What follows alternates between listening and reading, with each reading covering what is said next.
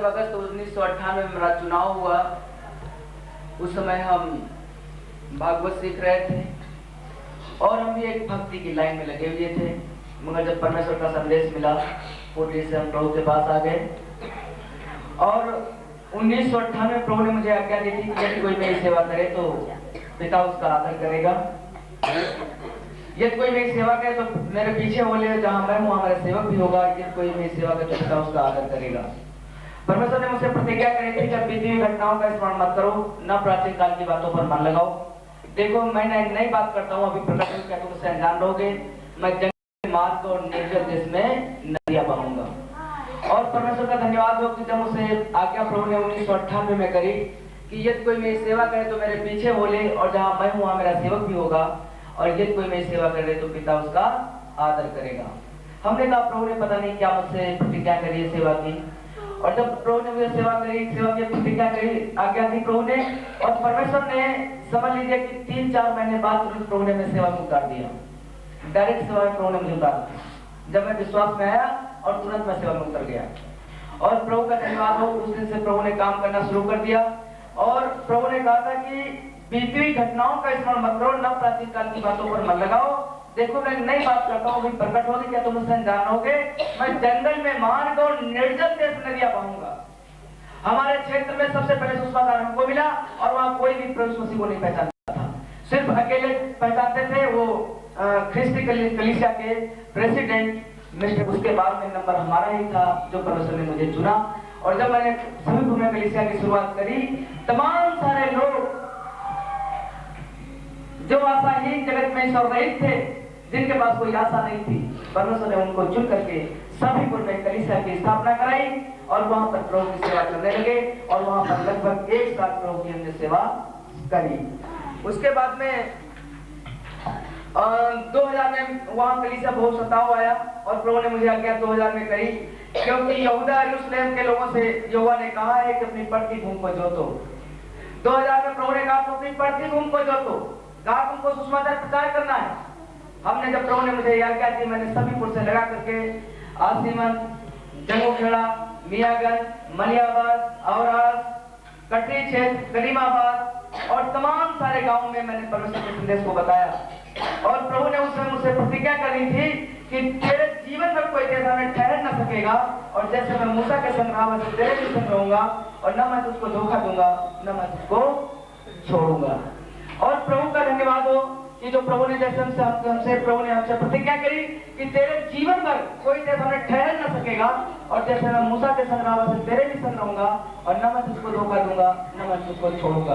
तेरे सामने ठहर नहीं सका, और जितने भी लोगों ने मेरा सामना किया और सब छोड़ करके सामने आए और छोड़ करके भाग करके चले गए। और प्रभु ने 2001 में मुझसे कहा कि वेदी पर आग लगातार जलती है और कभी बुझने न पाए। 2001 में प्रभु ने मुझे आज्ञा दी कि वेदी पर आग लगातार चलती है, कभी बुझने न पाए। प्रभु ने कहा तुझे हमेशा हमेशा प्रार्थना करते रहना है और तेरी प्रार्थना कभी बंद न होने पाए। तब प्रभु ने मुझसे प्रतिज्ञा करी कि उस समय तो गिनती में थोड़े थे, वरन बहुत ही थोड़े थे, और उद्देश्य में तुम परदेशी थे, एक जात से दूसरी जात में और एक राज्य से दूसरे राज्य में चलते रहे, परंतु उसने किसी मनुष्य को उनका अध्ययन करने न दिया। वह राजाओं के निमित्त ये धमकी देता था कि मेरे अभिषिक्तों को मत छोड़ना, मेरे नबियों की हानि करो। उस समय मेरी चंडीगढ़ में सेवा शुरू हुई, दिल्ली में मैं आना जाना शुरू किया, और चंडीगढ़ में आज भी सेवा चल रही है। और प्रभु ने उस समय मुझसे प्रतिज्ञा करी कि उस समय तुम गिनती में बहुत ही थोड़े से, साथ में उलाहना दे और समझा और डांट। प्रभु ने 2002 में हमको आज्ञा दी थी कि तू समय और असमय तैयार रहे। परमेश्वर ने हर साल मुझसे एक नया चैलेंज किया। मैंने देखा कि अपने बीते दिनों को लेता हूं, जब बीती गवाहियों को लेता हूं, कि परमेश्वर ने हर साल मुझसे एक नया चैलेंज किया और यही कहा तू वचन को प्रचार कर, समय समय तैयार रहे, सब प्रकार की सहनशीलता और शिक्षा के साथ उलाहना दे, समझा और डांट। और प्रभु ने मुझसे प्रतिज्ञा करी थी कि मैं उनका विभव बढ़ाऊंगा, वे थोड़े ना होंगे, उनके लड़के वाले प्राचीन काल के समान होंगे, उनकी मंडली में सामने स्थिर रहेगी, और जितने उन पर अंधेर करते हैं उनको मैं दंड दूंगा। परमेश्वर ने, लोग मांगते हैं, कोई कहेगा मुझको 1 करोड़ लोगों को दे दीजिए, कोई कहेगा 2 करोड़ लोगों को दे दीजिए, मगर परमेश्वर ने, कोई कहेगा मुझे 10 लाख लोगों को दे दीजिए, मगर परमेश्वर ने मुझे बिना मांगे 40 लाख लोगों को दे दिया है। परमेश्वर ने कहा तेरे लड़के वाले प्राचीन काल के समान होंगे। ये 2002 में परमेश्वर ने मुझसे प्रतिज्ञा करी थी कि मैं उनका व्यू बढ़ाऊंगा, वे थोड़े ना होंगे, उनके लड़के वाले प्राचीन काल के समान होंगे और उनकी मंडली मेरे सामने स्थिर रहेगी। जितने उन पर अंधेर करते हैं उनको मैं दंड दूंगा। परमेश्वर ने मुझसे प्रतिज्ञा करी है कि जितने लोग तेरे द्वारा बचाए जाएंगे ये सब स्वर्ग तक सब लिखा है विश्वास योग्य बने रहेंगे, ये सब परमेश्वर के मित्र धन ठहरेंगे। और लिखा जितने उन पर अंधेर करते हैं, मतलब जो मेरे ऊपर करेगा तो उसको परमेश्वर दंडित ही करेगा।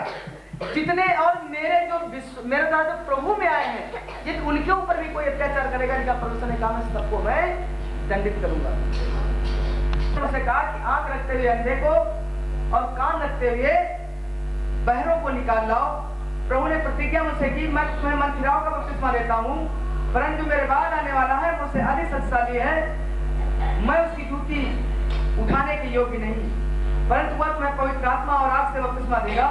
उसका सूप उसके हाथ में है, वो अपना खलिहान अच्छी रीति से साफ करेगा और अपने गेहूं खत्ते में इकट्ठा करेगा और भूसी को आग में जलाएगा जो बुझने की नहीं है।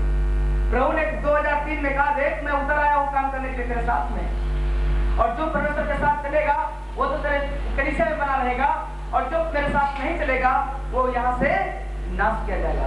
और मैंने देखा तमाम सारे लोग, लिखा मैंने 2003 से मैंने देखा तमाम लोग नाश हो गए, तमाम लोग मर गए, दुनिया को छोड़ के चले गए।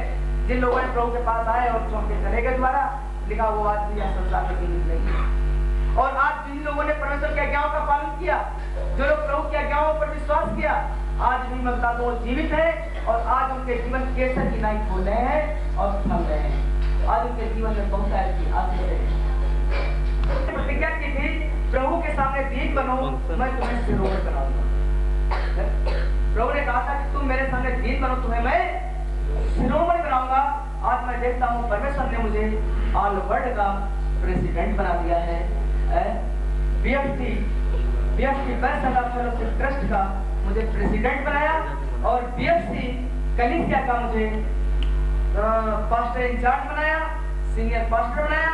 ऐसे महान परमेश्वर को हम धन्यवाद देना चाहते हैं कि इस छोटी सी उम्र में परमेश्वर ने कितना श्रोमण बना दिया है, कितना ऊंचा उठा दिया है, हम कभी समझ नहीं सकते हैं।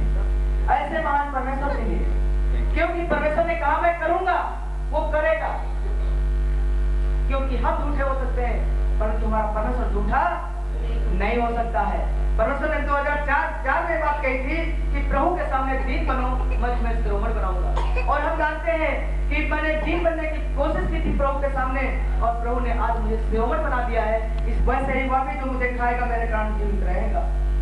शायद मुझे ये बात पता नहीं थी कि प्रभु ने मुझे आज्ञा दी थी कि जब प्रभु मसीह दुनिया में आए 3.5 साल तक यहाँ रहे, और 3.5 साल तक जब यहाँ रहे 3.5 साल तक परमेश्वर से प्रार्थना करते रहे और परमेश्वर साथ लगे रहे और परमेश्वर के कामों को पूरा किया। जैसे 6 दिन में परमेश्वर ने सृष्टि की रचना करी, सातवें विश्राम किया, वैसे ही यीशु मसीह ने भी परमेश्वर के कामों को पूरा करके विश्राम लिया। और परमेश्वर ने मुझे कहा था कि जैसे जीवते पिता ने मुझे भेजा है, मैं पिता के कारण जीवित हूँ, वैसे ही वह भी जो मुझे आएगा मेरे कारण जीवित रहेगा। और आज मैं देखता हूँ कि परमेश्वर ने कैसे मुझे नहीं मालूम था कि 2005 में हमारा कहीं से रिश्ता टूट जाएगा।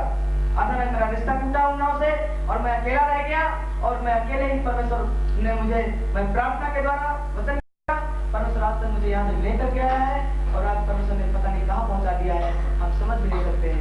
और परमेश्वर ने मुझसे प्रतिज्ञा की थी कि और जब तक वह यरूशलेम पृथ्वी के छोर तक न पहुंच जाए तब तक उसे चैन न लेने दो। यरूशलेम का मतलब है परमेश्वर की कलीसिया, और परमेश्वर ने कहा कि मेरी कलीसिया को स्थिर करके जब तक इसकी प्रशंसा पृथ्वी के छोर तक न पहुंच जाए तब तक चैन न लेने दो। हम आपको बता दें ये कलीसिया को स्थिर यहाँ से लखनऊ में स्थिर हुई, पता नहीं कितने देशों के लोग यहाँ आए, मलेशिया, सिंगापुर और जाकर के आपके अमेरिका से, इंग्लैंड से, पता नहीं कहां से लोग आए। अभी गैरी ग्लोबल 165 देशों के लगभग डायरेक्टर थे, समझ लीजिए वो कलीसिया के अंदर आए। पता नहीं कितने लोग इस भवन में आए, समझ लीजिए रसल और कितने लोग समझ लीजिए प्रभु के बाहर से भी देशों के लोग यहाँ पर आए, परमेश्वर के संदेश को सुनने के लिए आए। ऐसे महान परमेश्वर को धन्यवाद करते हैं कि उसने कहा था कि यरूशलेम को स्थिर करके जब तक उसकी प्रशंसा पृथ्वी के छोर तक न पहुंच जाए तब तक चैन जो एक किताब लिखी जा रही है वो वर्ल्ड स्तर पर लिखी जा रही है, उसमें इस कलीसिया की गवाही है, उसमें हमारे